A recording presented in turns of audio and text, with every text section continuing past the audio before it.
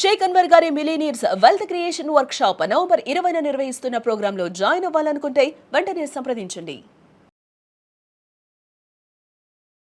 నమస్కారం ఉమా గారు. నమస్తే అమ్మా. జ్యేష్ఠ నక్షత్రం వారి యొక్క గుణగణాలు ఏ విధంగా ఉంటాయి? నవంబర్ నుంచి డిసెంబర్ వరకు మనం చూసుకున్నట్లయితే వ్యాపార పరంగా, వివాహ పరంగా, సంతాన పరంగా ఎలా ఉంటుంది? ఏ సందర్భాల్లో జాగ్రత్తలు పాటించాల్సిన అవసరం ఉందంటారు? తప్పకుండా అమ్మా. జ్యేష్ఠ నక్షత్రం అనేటువంటిది వృశ్చిక రాశిలో సంచారం చేసేటువంటి నక్షత్రము. సో ఇక్కడ మనం ఏదైనా ఒక విషయాన్ని, ఒక నక్షత్రం కోసం నవంబర్ డిసెంబర్ మాసంలో ఎలా ఉంటుందని చెప్పుకునేటువంటి క్రమంలో వారి యొక్క క్యారెక్టరిస్టిక్స్ ఏ విధంగా ఉంటాయో మనం చెప్పుకోగలిగితే ఖచ్చితంగా వాళ్ళకి ఇంకా మంచి ఇంపాక్ట్ క్రియేట్ చేస్తుంది. వాళ్ళకు ఉన్నటువంటి లోటుపాట్లు సరిదిద్దుకోవడానికి ఒక మంచి విషయం తెలియజేసినట్టు అవుతుంది. ఈ క్రమంలో జ్యేష్ఠ నక్షత్రం వాళ్ళ కోసం శాస్త్రం ఏం చెప్పింది అంటే, ఎడిక్షన్స్ అనేటువంటివి విషయాల్లో చాలా జాగ్రత్తగా ఉండాలి. విమెన్ విషయంలో చాలా కేర్ఫుల్గా ఉండాలి. ఆర్థిక సమస్యల విషయంలో జాగ్రత్తగా ఉండాలి. హెల్త్ ఇష్యూస్ విషయంలో జాగ్రత్తగా ఉండాలి.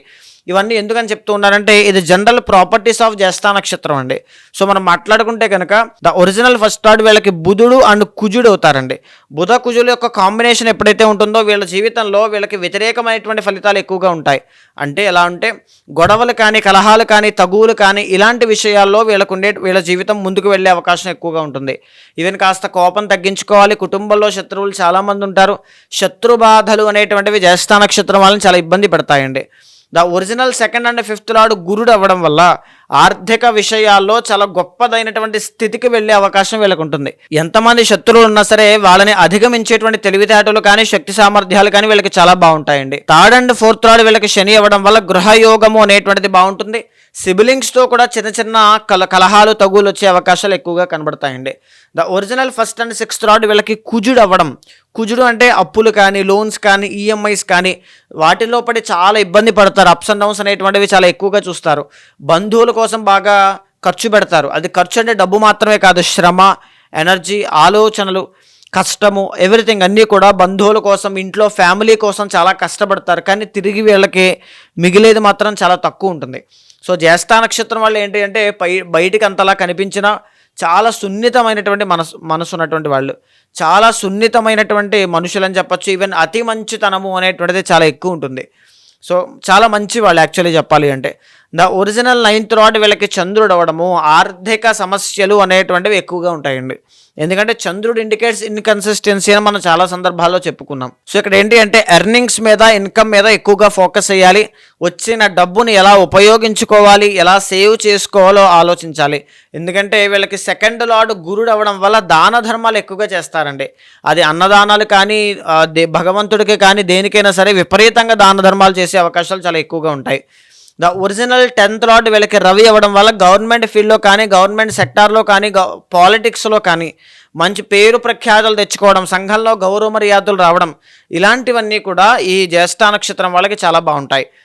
ఎడిక్షన్స్ విషయంలో, విమెన్ విషయంలో అవమానపడడం కానీ, మీ మీద ఎలిగేషన్స్ రావడం కానీ వచ్చే అవకాశాలు, అభియోగాలు మోపబడే అవకాశాలు ఎక్కువగా ఉంటాయి. ఆ విషయంలో మరీ జాగ్రత్తగా ఉండండి. సో ఇలాంటి వ్యక్తిత్వం కలిగినటువంటి క్యారెక్టరిస్టిక్స్ ఉన్నటువంటి జ్యేష్ఠ నక్షత్రం వాళ్ళకి నవంబర్ డిసెంబర్ మాసాల్లో వీళ్ళకి ఎలా ఉండబోతుంది మనం చెక్ చేస్తే కనుక అండి, నవంబర్ మాసంలో ఎస్పెషల్లీ మనం చూస్తే వీళ్ళకి శుక్ర బలము అనేటువంటిది చాలా బాగుంది. 7th and 12th lord own హౌస్లో యోగిస్తూ ఉన్నారంటే 100% ఫారెన్లో ఎవరైతే నివాసం ఉంటూ ఉన్నారో, ఎవరైతే ఉద్యోగ ప్రయత్నాలు విదేశాల్లో చేస్తూ ఉన్నారో వాళ్ళకి చాలా బాగుంటుంది. అండ్ ఈవెన్ మెరిటల్ లైఫ్లో మాట పట్టింపులు ఏవైనా ఉంటే అవన్నీ కూడా క్లియర్ అవుతాయి. అండ్ ఈవెన్ సినీ, నాటక కళారంగాలు, నృత్య, గీత, వాద్యాది రంగాల్లో ఉన్న వాళ్ళకి, ఏఐ, వర్చువల్ రియాలిటీ ఫీల్డ్లో వర్క్ చేసేటువంటి వాళ్ళకి చాలా బాగుంటుంది. సెకండ్ అండ్ ఫిఫ్త్ లార్డ్ అయినటువంటి గురుడు 9వ స్థానంలో ఎగ్జాల్టేషన్లో కర్కాటక రాశిలో ఉన్నారు అంటే ఆర్థికంగా స్థిరపడడం కానీ, నిలదొక్కుకోవడం కానీ, ఇంతకు ముందునంతలా కాకుండా ఇప్పుడు కాస్త చేతిలో డబ్బులు ఉండడం కానీ, సో ఇలాంటి ఎర్నింగ్స్ అనేటువంటి పెరిగే అవకాశాలు, గుడ్ న్యూస్ వినే అవకాశం, నూతన ఉద్యోగ అవకాశాలన్నీ కూడా అనుకూలిస్తాయి. కానీ ఈ యోగం మీకు డిసెంబర్ 5వ తారీఖు వరకు మాత్రమే ఉంటుంది. డిసెంబర్ 5వ తారీఖు దాటిన తర్వాత ఈ యోగం వీక్ అవుతుంది. దీనివల్ల ఏదైనా ముఖ్యమైన పనులు ఉంటే అది డిసెంబర్ 5వ తారీఖు లోపల పూర్తయ్యే విధంగా మీరు ప్లాన్ చేసుకోవాలి. 10th లార్డ్ అయినటువంటి రవి 12వ స్థానంలో నీచ స్థితిలో కరెంట్లీ నడుస్తున్నారండి. నవంబర్ 17వ తారీఖు దాకా కెరీర్లో ఎలాంటి మార్పులు రాకపోయినా మీరేమీ ఆశ్చర్యపడద్దు, బాధపడాల్సిన పని లేదు. నవంబర్ 17 తర్వాత రవి వృశ్చిక రాశిలోకి లగ్నంలోకి వచ్చిన తర్వాత రవి అనేటువంటి ఆయన పార్షియల్లీ న్యూట్రల్లీ ఖచ్చితంగా మీకు అనుకూలిస్తూ ఉంటారు. దీనివల్ల మీరు కన్సిస్టెన్సీ అనేటువంటిది మీరు కెరీర్లో మెయింటైన్ చేయగలిగితే మీ కెరీర్ గ్రో అయ్యే అవకాశాలు చాలా బాగుంటాయి. 10వ స్థానంలో కేతు వల్ల దైవానుగ్రహము, గణపతికి సాధన ఎక్కువగా చేయండి. దీనివల్ల కెరీర్ గ్రోత్ అనేటువంటిది చాలా బాగుంటుంది. ఈవెన్ ఇంకొక విషయం మనం మాట్లాడుకుంటే 4వ స్థానంలో రాహుగ్రహ సంచారం వల్ల ఫ్యామిలీలో ఒడిదుడుకులు చూడడం కానీ, మెకానికల్ రిలేషన్ మెయింటైన్ చేయడం కానీ ఇలాంటివన్నీ ఎక్కువగా కనబడుతూ ఉంటాయి. సో అలాంటి వాళ్ళు ఏదైనా ఉంటే అలాంటి వల్ల ప్రాబ్లం పోవడానికి దుర్గాదేవికి కుంకుమార్చన లేదా లలితా సహస్రనామ పారాయణ అనేటువంటిది తప్పకుండా చేయండి. జ్యేష్ఠ నక్షత్రం వాళ్ళకి ఓవరాల్గా డిసెంబర్ 5వ తారీఖు దాకా చాలా బాగుంటుంది. డిసెంబర్ 5వ తారీఖు దాటిన తరువాత నుంచి కాస్త మిశ్రమ ఫలితాలు కనబడుతూ ఉన్నాయి. మీరు ఏ ఫీల్డ్లో వర్క్ చేస్తున్నా, వివాహం కోసం ట్రై చేస్తున్నా, సంతానం కోసం ట్రై చేస్తున్నా, ఆరోగ్యము కానీ, ఉద్యోగము కానీ, వాణిజ్యము కానీ, వ్యాపారము కానీ, వ్యవసాయము కానీ ఏదైనా సరే డిసెంబర్ 5వ తారీఖులో పన్ని గుడ్ న్యూస్ వినే అవకాశాలు ఎక్కువగా ఉన్నాయి. గుడ్ న్యూస్ వినేటువంటి అవకాశాలు చాలా ఎక్కువగా ఉన్నాయి. సో మరి జ్యేష్ఠ నక్షత్రం వారు ఎలాంటి పరిహారం చేసుకుంటే బాగుంటుందంటారు? తప్పకుండా అండి. జ్యేష్ఠ నక్షత్రం వాళ్ళు ఎక్కువగా మహాలక్ష్మీదేవి యొక్క ఆరాధన చేయాలి, లేదా విష్ణుమూర్తి యొక్క ఆరాధన చేస్తే జీవితంలో ఒక గ్రోత్ అనేటువంటిది చూస్తారండి. ఇప్పుడు నడిచేటువంటి కరెంట్ సిచ్యువేషన్స్లో శివ ఆరాధన ఎక్కువగా చేయండి. ఎందుకంటే గురుబలం మీకు పార్షియల్లీ డిసెంబర్ 5వ తారీఖు వరకు మాత్రమే ఉంటుంది.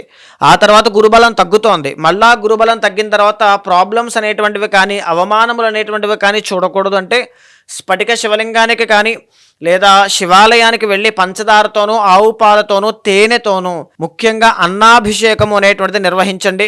జీవితంలో మంచి గ్రోత్ అనేటువంటిది తప్పకుండా చూస్తారు.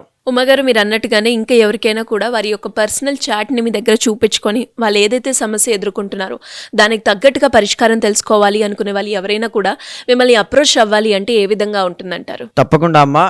చాలా మంది ఒక గైడెన్స్ అనేటువంటిది ఉంటే బాగుంటుంది. ఒక కొత్తగా ఉద్యోగంలోకి వెళ్తున్నాం, ఇది బాగుంటుందా, ఇంకొక చోట ఎక్కడైనా చేస్తే బాగుంటుందా, ఈ టైంలో జాబ్ మారితే బాగుంటుందా, మారకపోతే బాగుంటుందా, ఒక మ్యాచ్ వచ్చింది దాంట్లో ఎలా ముందుకు వెళ్ళాలి, ఓన్లీ పాయింట్స్ ఏమేమి చూసుకున్నాం, లేకపోతే సంతాన విషయంలో ఏదైనా సందేహాలు కానీ, ఏదైనా ఇన్వెస్ట్మెంట్ రూపంలో కానీ గైడెన్స్ ఉంటే చాలా బాగుంటుంది అనుకుంటారు. అలాంటి వాళ్ళందరికీ కూడా ఖచ్చితంగా మీ వెనకాల నేను ఉంటానండి.